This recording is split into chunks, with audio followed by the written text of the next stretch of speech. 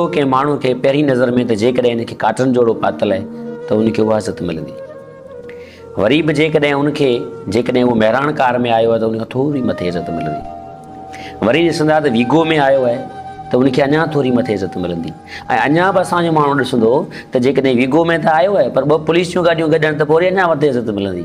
इन जो मतिलबु इहो थियो त असांजे माण्हुनि वटि माण्हू जो क़दुरु न आहे, इंसानी वजूद जो क़दुरु न आहे, उनजे बारे में अहसासु न आहे, पैसे जे बारे में अहसासु आहे। काटन जोड़ो पातल आहे, सैंडल पातल अथनि, आईफोन हथ में आहे, ॿ गाॾियूं आहिनि, ॿ गाॾियूं पोयां आहिनि, ॿ गाॾियूं अॻियां आहिनि, पुलिस जी गाॾी गॾु आहे, ॿ गार्ड आहिनि, त पोइ हू वॾो माण्हू आहे।